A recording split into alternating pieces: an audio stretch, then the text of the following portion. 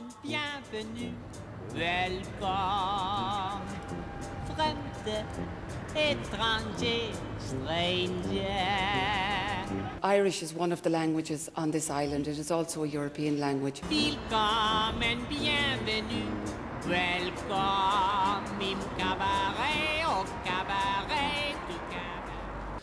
The Minister may be able to speak Spanish, the Minister may be able to speak Irish, but she clearly does not understand the language of consensus. Fair faye, falcha, welcome. Here in Northern Ireland, thanks to political lobbying on both sides of the divide, both the Irish language and Ulster Scots are officially promoted and officially funded. But Northern Ireland society is becoming increasingly multicultural and multilingual, so what about our unofficial languages? Are we really spending money where it's most needed? A, B, C. At Hazelwood Integrated Primary School in North Belfast, these children are learning sign language and loving it.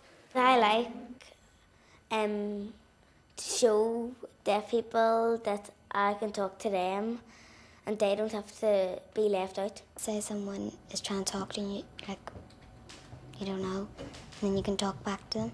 An elephant would be that. Yeah, well done. Snake. Well done, very good. Katrina Fox has volunteered to be a parent helper, teaching pupils how to sign in her spare time. Sign language isn't part of the curriculum, but training interpreters and tutors is a priority for the Department of Employment and Learning, which has promised additional funding to the tune of £1.3 million.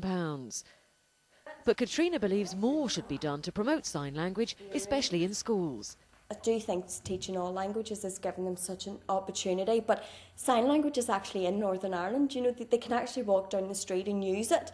It's not as if it's just going to be taught for 2 seconds and then put into a wee shoebox, you know, with your certificates, the way my French and that did. You know, I've got them and I've never used them.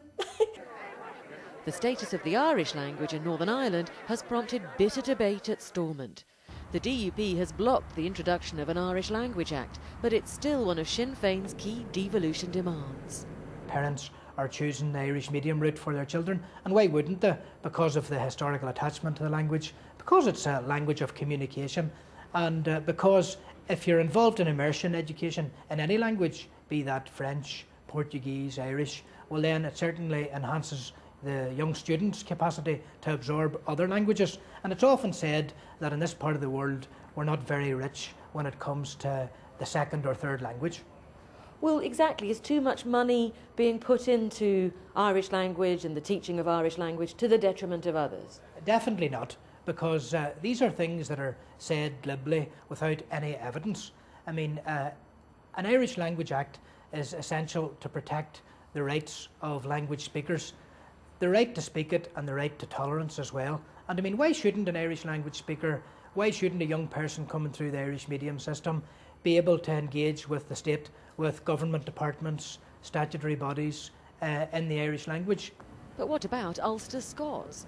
There's a cultural struggle going on and a high price to pay for it if government documents have to be translated into Irish and Ulster Scots. Every Irish speaker in Northern Ireland is perfectly fluent in English as well.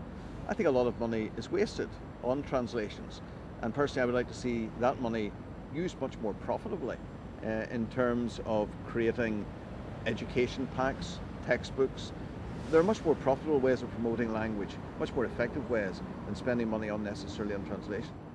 So you're sitting here today saying no more translations into Ulster Scots? I believe that there should be equality between Irish and Ulster Scots, and my view would be that a lot of the translation into both languages is unnecessary, but it needs to be done on a basis of equality. We can't have days of discrimination. We're getting away from discrimination in terms of language issues. The Northern Ireland Council for Ethnic Minorities says too much money is being spent on translating leaflets and not enough on face-to-face interpretation, which meets the individual needs of immigrants and migrant workers. I muszę to robić za każdym razem, jak będę zmieniał pracodawcę. Musisz to robić za każdym razem, jak będziesz zmieniał pracodawcę. So, in addition to the need for more sign language interpreters, there's a need for Polish, Portuguese, Chinese interpreters. I think we need to be fair each community, they have their own specific need. I'm not, discount, there's no need from those, sign language community. But I think, the government as a whole, they have a duty to promote wider equality of opportunity and inclusiveness for all. That's easy. Look, they're getting harder and harder after. At this after-school club in South Belfast, children are encouraged to improve their use of English through play. And at the weekend, they're encouraged to master their mother tongue. In the Chinese community, we have the Chinese language school, and that has been operating for the last 20 years. All the funds are mainly down to donations of the parents and volunteers, and a little bit of funding from the Education Library Board and Children in Need at present. But it shows the great need, because over the years the school is growing from a little club to 250 Chinese children learning their mother tongue. The European Union does acknowledge the importance of teaching children of migrant workers their own mother tongue, but politics dictate the allocation of resources, and here the political debate remains firmly focused on the use of Irish and Ulster Scots.